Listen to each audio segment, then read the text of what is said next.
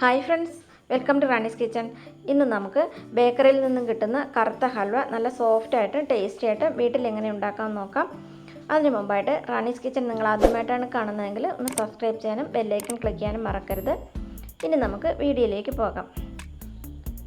ഹൽവ ഉണ്ടാക്കാനായിട്ട് ഞാനിവിടെ 2 നാഴി പച്ചരി ഒരു 3-4 മണിക്കൂർ വെള്ളത്തിലിട്ട് കുതിർത്തെടുത്ത് വെച്ചിട്ടുണ്ട്. നന്നായിട്ട് കഴുകി വെള്ളം മാറ്റി വെച്ചതാണിത്. ഇതൊന്ന് നന്നായിട്ട് അരച്ചെടുക്കാം. നന്നായിട്ട് പൊടിച്ചെടുത്താലും മതി. അതിന് മുമ്പായിട്ട് 1 കിലോ ശർക്കര ഒന്ന് പൊടിച്ചിട്ട് അതൊന്ന് ഉരുക്കിയെടുക്കണം. അതിലേക്ക് 2 ഗ്ലാസ് വെള്ളം ഒഴിച്ചിട്ട് ഒന്ന് ഉരുക്കാനായിട്ട് വയ്ക്കാം. വെള്ളം കുറച്ച് കൂടിപ്പോയാലും കുഴപ്പമൊന്നുമില്ല. ഞാനിപ്പോൾ 2 ഗ്ലാസ് വെള്ളം ഒഴിച്ചിട്ട് ഉരുക്കാനായിട്ട് വയ്ക്കുന്നുണ്ട്. പിന്നെ 2 തേങ്ങയുടെ പാൽ എടുത്ത് വെച്ചിട്ടുണ്ട്. ഇതിപ്പോൾ 1.5 ലിറ്റർ പാലുണ്ടാകും. 2 മീഡിയം സൈസുള്ള തേങ്ങയാണ് എടുത്തത്. ഇനി നമുക്ക് ഈ പച്ചരി ഒന്ന് അരച്ചെടുക്കാം. അതിനായിട്ട് മിക്സിയുടെ ജാറിലേക്ക് ഇട്ടിട്ട് കുറച്ച് വെള്ളം ഒഴിച്ച് അരച്ചെടുക്കണം. നന്നായിട്ട് നല്ല പേസ്റ്റ് പോലെ അരച്ചെടുക്കണം. അരി ഞാനിപ്പോൾ അരച്ചെടുത്ത് വെച്ചിട്ടുണ്ട്. നന്നായിട്ട് അരച്ചിട്ടുണ്ട്. ഹൽവ ഉണ്ടാക്കാനായിട്ട് ഞാനൊരു ഉരുളിയാണ് എടുത്തിട്ടുള്ളത്. നല്ല കട്ടിയുള്ള പാത്രം വേണം ഹൽവ ഉണ്ടാക്കാനായിട്ട് എടുക്കാൻ. നോൺ സ്റ്റിക്ക് പാത്രമായാലും കുഴപ്പമില്ല. ഇതിലേക്ക് അരി അരച്ചത് ഒഴിക്കാം.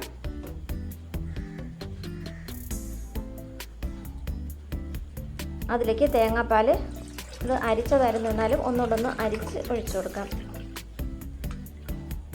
2 നാഴി പച്ചരി എടുക്കുമ്പോൾ 1 കിലോ ശർക്കര വേണം എടുക്കാൻ. തേങ്ങാപ്പാൽ ഒഴിച്ചിട്ടുണ്ട്. ഇനി നമ്മൾ ഉരുക്കി വെച്ച ശർക്കര ഇതിലേക്ക് ഒഴിച്ചു കൊടുക്കാം. ശർക്കര ഉരുക്കുമ്പോൾ അതേ ചൂടിൽ തന്നെ ഒഴിച്ചു കൊടുക്കരുത്. കുറച്ചൊന്ന് തണുത്ത ശേഷം ഒഴിച്ചു കൊടുക്കണം.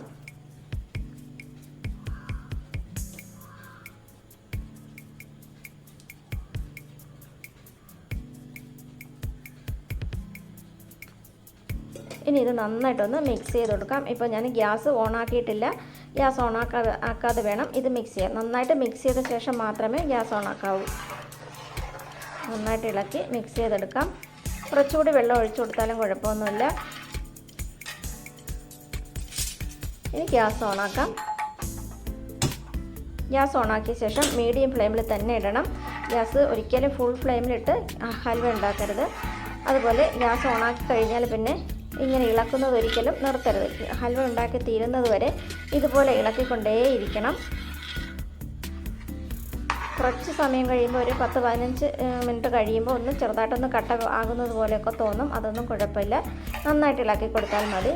ഇതിപ്പോൾ ഒരു 3/4 മണിക്കൂർ ആയിട്ടുണ്ട്. ഇനി ഇതിലേക്ക് 1 ടേബിൾ സ്പൂൺ നെയ്യ് ഒഴിച്ചു കൊടുക്കാം.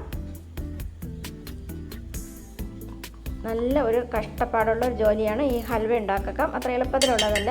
എന്നാലും നല്ല ടേസ്റ്റി ആയിട്ട് നമുക്ക് കഴിക്കണമെങ്കിൽ ഇച്ചിരി കഷ്ടപ്പാടൊക്കെ സഹിച്ചാലേ പറ്റുള്ളൂ. നല്ല കൈയൊക്കെ നന്നായിട്ട് വേദനിക്കും ഈ ഹൽവ ഉണ്ടാക്കി കഴിയുമ്പോൾ. നെയ്യ് ഒഴിച്ചിട്ട് നന്നായിട്ട് ഇളക്കി കൊടുക്കാം. ഈ നെയ്യൊക്കെ ഒഴിക്കുന്ന സമയത്ത് ഗ്യാസ് ലോ ഫ്ലെയിമിലിട്ടിട്ട് വേണം നെയ്യ് ഒഴിക്കാനായിട്ട് പോകാൻ. ഇതിപ്പോൾ ഒരു മണിക്കൂർ ആവാറായിട്ടുണ്ട്. ആ സമയത്ത് ഞാൻ കുറച്ച് വെളിച്ചെണ്ണ ഒഴിച്ചു കൊടുക്കുന്നുണ്ട്. ഞാനിതിലേക്ക് വെളിച്ചെണ്ണയും നെയ്യും മാറി മാറി ഒഴിച്ചിട്ടാണ് ഉണ്ടാക്കുന്നത്. ഇനി നെയ്യ് മാത്രം മതിയെങ്കിൽ അങ്ങനെ ഉണ്ടാക്കാം. അല്ലെങ്കിൽ വെളിച്ചെണ്ണ മാത്രം വേണമെങ്കിൽ അങ്ങനെ ഉണ്ടാക്കാം. നിങ്ങളുടെ ഇഷ്ടത്തിനനുസരിച്ച് ഹൽവ തയ്യാറാക്കാം. ഒന്നുകൂടെ കട്ടിയായി വന്നിട്ടുണ്ട്. വീണ്ടും ഞാൻ 1 ടേബിൾ സ്പൂൺ നെയ്യും കൂടെ ഒഴിക്കുന്നുണ്ട്. ഞാനിതിൽ മുഴുവനായിട്ടും 3 ടേബിൾ സ്പൂൺ നെയ്യ് ഒഴിച്ചിട്ടുണ്ട്. പിന്നെ ഒരു 4 ടേബിൾ സ്പൂൺ വെളിച്ചെണ്ണയും ഒഴിച്ചിട്ടുണ്ട്. പിന്നെ നമ്മൾ വീട്ടിലൊക്കെ ഉണ്ടാക്കുമ്പോൾ ഇത്രയും അളവിലൊന്നും എടുക്കേണ്ട ആവശ്യമില്ല. 1 നാഴി അരിയിൽ ഉണ്ടാക്കുകയാണെങ്കിൽ കുറച്ചുകൂടെ എളുപ്പമായിരിക്കും. 1 നാഴി അരിയും 1/2 കിലോ ശർക്കരയും ഒക്കെ ആണെങ്കിൽ ഇളക്കിയെടുക്കാനായിട്ട് കുറച്ചുകൂടെ എളുപ്പമായിരിക്കും. ഇനി ഞാനിതിലേക്ക് കുറച്ച് അണ്ടിപ്പരിപ്പൊന്ന് മുറിച്ചിട്ടിട്ടുണ്ട്. മുഴുവൻ ഇട്ട് കൊടുത്താലും മതി. അണ്ടിപ്പരിപ്പിട്ടിട്ട് നന്നായിട്ട് ഇളക്കി കൊടുക്കാം. കുറച്ച് വെളിച്ചെണ്ണയും കൂടെ ഒഴിച്ചു കൊടുക്കാം.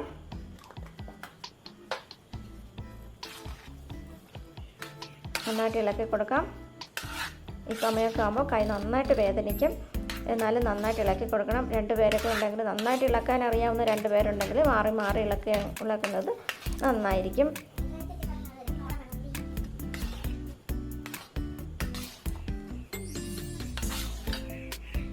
ഇതിപ്പോൾ 1.5 മണിക്കൂറൊക്കെ കഴിഞ്ഞിട്ടുണ്ട്.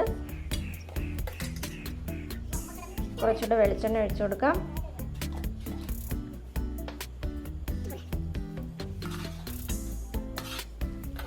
ഹൽവ മുഴുവനായിട്ട് ഉണ്ടാക്കിയെടുക്കാൻ ഏതാണ്ട് 2 മണിക്കൂർ സമയം തന്നെ വേണം.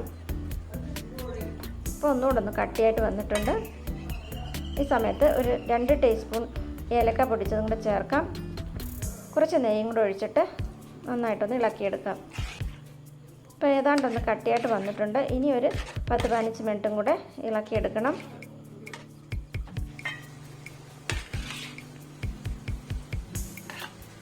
പാത്രത്തിൽ നിന്ന് നന്നായിട്ട് വിട്ട് വരണം.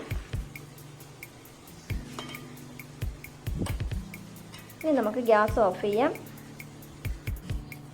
ഹൽവ സെറ്റ് ചെയ്യാനായിട്ട് വയ്ക്കാനായിട്ട് ഞാനൊരു കേക്ക് ഉണ്ടാക്കുന്ന പാത്രമാണ് എടുത്തിട്ടുള്ളത്. സ്റ്റീൽ പാത്രമായാലും കുഴപ്പമില്ല, ഏത് പാത്രമായാലും നമ്മുടെ കയ്യിലുള്ള പാത്രം മതിയാകും. പാത്രത്തിൽ നന്നായിട്ട് നെയ്യ് പുരട്ടിയെടുക്കണം. അതിലേക്ക് ഹൽവ കോരി ഒഴിക്കാം.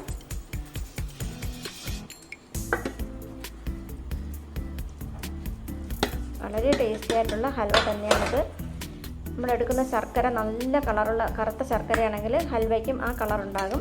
ഇനി ഒരു ചട്ടുകമോ തവയോ വെച്ചിട്ട് ഇതുപോലൊന്ന് നെയ്യ് അല്പം പുരട്ടിയ ശേഷം ഇതുപോലൊന്ന് ലെവൽ ചെയ്ത് കൊടുക്കാം.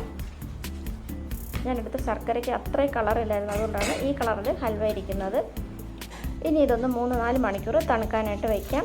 തണുത്ത ശേഷം ഇതൊന്ന് പാത്രത്തിൽ നിന്ന് മാറ്റാം. പാത്രത്തിൽ നിന്ന് മാറ്റുമ്പോൾ കത്തി വെച്ചിട്ട് ഇതുപോലെ ഒന്ന് വിടുവിച്ച് കൊടുക്കാം. അതിനുശേഷം പാത്രത്തിലേക്ക് മാറ്റാം. വളരെ സോഫ്റ്റ് ആയിട്ടുള്ള ഹൽവ തന്നെയാണിത്. നല്ല സെറ്റായിട്ട് വന്നിട്ടുണ്ട്. Thanks for watching.